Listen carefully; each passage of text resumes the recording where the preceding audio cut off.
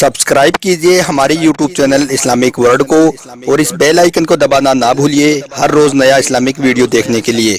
शुक्रिया। दोस्तों, खाने काबा अल्लाह पाक का घर है। यहाँ पर आए दिन अल्लाह पाक का कोई ना कोई मौजज़ा होता रहता है जो लोगों को हैरान करने का बाइस बनता है।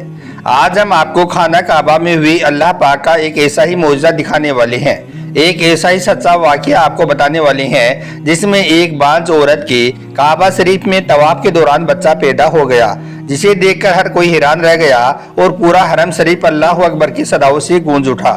और यही नहीं, अल्लाह पाक के इस करिश्मे को देखकर यकीनन आप लोग भी हैरान रह जाओगे।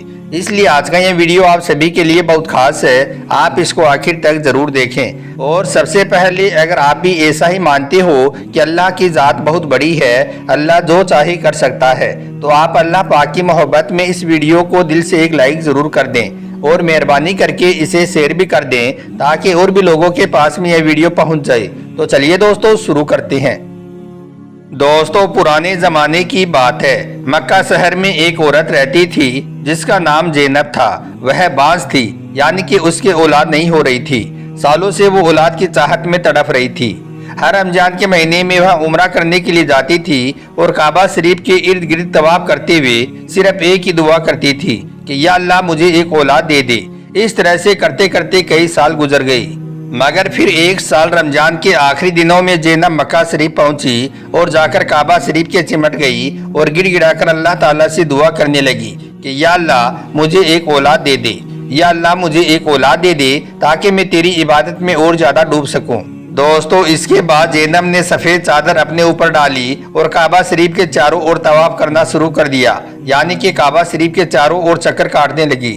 उसने पहला चक्कर पूरा किया, दूसरा पूरा किया। इस तरह से वो तवाफ पूरी कर रही थी और साथ ही हर कदम पर अल्लाह ताला का मुबारक नाम भी ले रही थी, सुभान अल्लाह, अल्हम्दुलिल्लाह। ऐसे करते करते ज़ैनब ने 6 चक्कर पूरे कर दिए, मगर फिर 7वें चक्कर में जब वह हजरत इब्राहिम के मुकाम के पास पहुंची तो अचानक से उसके पेट में तेज दर्द होना शुरू हो गया और वो वहीं पर ही फर्श पर लेट गई। यह देखकर वहां पर मौजूद हर शख्स हैरान रह गया और दौड़कर उसके आसपास में वो जमा हो गई। इस तरह से तवाफ की जगह पर भीड़ इकट्ठा हो गई और तवाफ का रास्ता रुक गया।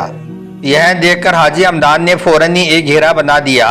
इसके बाद ज़ैनब जोर जोर से चिल्लाई और कहने लगी, या अल्लाह तेरी रहमत, या अल्लाह तेरी शान। यह नज़ारा देखकर ज़ैनब के आसपास खड़े सारे लोग भी दुआई करने लगे।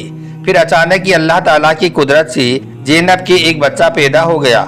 आमतौर पर जब किसी के यहाँ पर बच्चा पैदा होता है तो वो बच्चा पैदा होता ही रोता है, मगर ज़ैनब का यह बच्चा रोया नहीं, बल्कि पैदा होते ही वह बच्चा हंसने लगा। वहाँ पर मौजूद हर शख्स ने अल्लाह के इस करिश्मे को देखा कि यह नन्हा बच्चा अल्लाह की निशानी को बयान कर रहा है। फिर फौरन ही डॉक्टरों की टीम को बुलाया गया। डॉक्टरों ने बच्चे को देखकर कहा कि यह बच्चा तो वाकई अल्लाह ताला की कुदरत का एक बहुत बड़ा करिश्मा है। इतनी जल्दी और इतनी आसानी से यह बच्चा कैसे पैदा हो गया।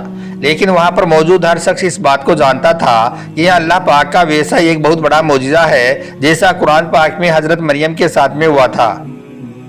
दोस्तों, इसके बाद अल्लाह के इस करिश्मे को देखकर हर शख्स ने अल्लाह अकबर की सदाई बुलंद कर दी और इस तरह से पूरा हरम शरीफ अल्लाह अकबर के नारों से गूंज उठा। फिर इमाम साहब ने इस बच्चे का नाम रखा तवाफुल्लाह, यानी कि तवाफ का तोहफा। और साथ ही इमाम साहब कहने लगे कि यह अल्लाह पाक की निशानी है, यह अल्लाह ताला का एक बहुत बड़ा करिश्मा है। अल्लाह पाक बड़ा मेहरबान है, अपने हर बंदे की दुआ को जरूर सुनता है। और काबा शरीफ में तवाफ के दौरान बच्चे का पैदा होना यह हजरत इब्राहिम अलैहिस्सलाम की औलाद का एक सम्मान है। और ये लोगों याद रखो, अल्लाह बहुत बड़ा है। अल्लाह के यहाँ पर कुछ भी काम नामुमकिन नहीं है, अल्लाह जो चाहे कर सकता है। और इधर ज़ैनब भी रो रो कर अल्लाह का शुक्रिया अदा कर रही थी। फिर ज़ैनब ने देखा कि उसका बच्चा भी बिल्कुल सेहतमंद और तंदुरुस्त है। ऐसा लग रहा था जैसे अल्लाह पाक ने खुद उसके बच्चे को संभाले रखा हो। दोस्तों, यह वाक़या हमें सबक देता है कि हम पर चाहे जितनी बड़ी मुसीबतें आ जाएं, हमें हर हाल में अल्लाह ताला पर भरोसा रखना चाहिए और याद रखना चाहिए कि अल्लाह के यहाँ पर कुछ भी काम नामुमकिन नहीं है, अल्लाह जो चाहे कर सकता है। और साथ ही इस बात को भी याद रखना चाहिए कि सच्चे दिल से मांगी गई दुआ को अल्लाह ताला कभी भी रद्द नहीं करता है, यानी कि सच्चे दिल से मांगी गई दुआ कभी भी बेकार नहीं जाती है। اور دوستو ساتھ میں اس بات کو بھی یاد رکھیں کہ کعبہ کا طواف صرف ایک چکر ہی نہیں ہے بلکہ یہ اللہ تعالیٰ سے سیدھا رشتہ بنانے کا ایک ذریعہ ہے۔ جیسا قرآن پاک میں اللہ تعالیٰ نے خود ارشاد فرمایا ہے کہ رمضان کا مہینہ وہ مبارک مہینہ ہے جس میں قرآن پاک نازل ہوا ہے، اور اس مبارک مہینے میں جو شخص سچے دل سے اللہ تعالیٰ سے دعا کرتا ہے تو اللہ پاک اس کی دعا کو ضرور سنتا ہے، یعنی کہ اس کی دعا کو اپنی بارگاہ میں ضرور قبول کرتا ہے۔ دوستو آج اس واقعے کو گزرے کافی سال ہو گئی ہیں، مگر آج بھی مکہ میں اللہ تعالیٰ کے اس کرشمے کی لوگ باتیں کرتے ہیں۔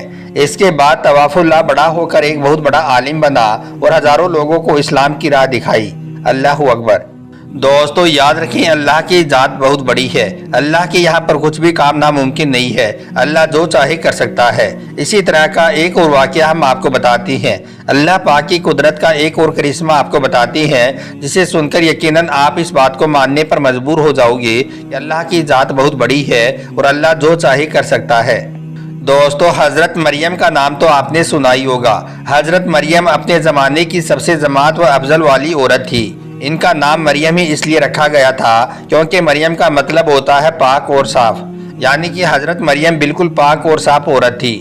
آپ نے اپنی پوری زندگی میں کبھی بھی کسی غیر مرد کی طرف آنکھ اٹھا کر نہیں دیکھا تھا اور نہ ہی کسی غیر مرد نے آپ کی طرف دیکھا تھا۔ اس کے علاوہ نہ ہی حضرت مریم نے اپنی پوری زندگی میں کوئی شادی کی تھی، مطلب کہ حضرت مریم کے کوئی شوہر بھی نہیں تھا۔ پھر بھی اللہ کی قدرت سے حضرت مریم 90 سال کی عمر میں بغیر کسی مرد کے حاملہ ہو گئی، یعنی کہ پریگننٹ ہو گئی، اور پھر آپ نے ایک خوبصورت بچے کو جنم بھی دیا۔ دوستو قرآن پاک میں اس واقعے کو کچھ یوں بیان فرمایا گیا ہے جس کا ترجمہ یہ ہے، اور مریم نے حمل اٹھایا، یعنی کہ اپنے بچے کو اٹھایا اور اسے لے کر ایک دور کی جگہ پر چلی گئی۔ پھر اس کو وہ کھجور کے ایک درخت کی طرف لے گئی۔ اس نے کہا کہ کاش اس سے پہلے میں مر جاتی۔ اتنے میں مریم کو غیب سے آواز آئی، اے مریم غمگین نہ ہو، آپ کے رب نے آپ کے نیزے سے پانی کا چشمہ جاری کر دیا ہے، اور تو اس کھجور کے درخت کو ہلا، اس سے آپ کے اوپر پکی ہوئی کھجوریں گریں گی، بس تم انہیں اٹھاؤ اور کھاؤ اور پیو اور اپنی آنکھوں کو ٹھنڈی کرو، اور پھر اگر تم کوئی آدمی کو دیکھو تو اس سے کہہ دو کہ میں نے رحمان کا روزہ مان لیا ہے، آج میں کسی بھی انسان سے کچھ نہیں بولوں گی۔ دوستو اس طرح سے پھر حضرت مریم علیہ السلام 40 دنوں تک وہیں پڑی رہی، پھر آپ اپنے گھر کو واپس آ گئی۔ مگر اس سے پہلے اللہ نے آپ کو ہر سوال کا جواب بھی بتا دیا تھا کہ جب لوگ تمہیں اس بچے کے بارے میں پوچھے تو اس بچے کی طرف اشارہ کر کے کہہ دینا کہ تم اس بچے سے پوچھ لو۔ لیکن پھر بنی اسرائیل کے لوگوں نے جب یہ بات سنی تو وہ بڑا غصہ ہو گئی اور کہنے لگے، اے ہارون کی بہن، یہ کتنا برا کام تم نے کر دیا ہے، یعنی کہ تو حضرت ہارون کی طرح بڑی عبادت گزار تھی، پھر تو نے یہ غلط کام کیسے کر دیا؟ تو یہ سن کر حضرت مریم نے اپنے معصوم بیٹے حضرت عیسیٰ علیہ السلام کی طرف اشارہ کرتے ہوئے کہا کہ تم میرے اس بچے سے ہی پوچھ لو۔ یہ سن کر وہ لوگ اور بھی زیادہ غصہ ہو گئی اور کہنے لگے کہ یہ معصوم بچہ کیسے بتائے گا، یہ کیسے بولے گا؟ اتنا سننا تھا کہ حضرت عیسیٰ علیہ السلام فوراً ہی بول پڑے، اے لوگوں میں بندائی خدا ہوں، اور اللہ نے مجھے اپنی کتاب دی ہے اور مجھے آپ کے بیچ اپنا نبی بنا کر بھیجا ہے۔ بچے کا اتنا کہنا تھا کہ وہاں پر موجود ہر شخص حیران ہو گیا، اور یہی نہیں، جب قوم یہود نے اللہ تعالیٰ کا یہ معجزہ دیکھا تو ان کی زبان بھی وہی پری بند ہو گئی، اور وہ اسی وقت ہی حضرت عیسیٰ علیہ السلام پر ایمان لے آئے۔ تو دوستو یہ شان ہے اللہ پاک کی، اللہ کے یہاں پر کچھ بھی کام ناممکن نہیں ہے، اللہ جو چاہے کر سکتا ہے۔ اللہ تعالیٰ سے دعا ہے کہ اللہ پاک ہم سب کی دعاؤں کو بھی اپنی بارگاہ میں قبول فرمائے، اور جو ہماری اسلامک بہنیں بے اولاد ہیں، یعنی کہ جن کی بچہ پیدا نہیں ہو رہا ہے، اللہ پاک ان کو اولاد کی دولت سے مالا مال کر دے۔ آمین، اللہم آمین۔ ایک بار آپ بھی کمنٹ باکس میں آمین ضرور لکھ دیں۔ آپ کا ویڈیو دیکھنے کے لیے بہت بہت شکریہ۔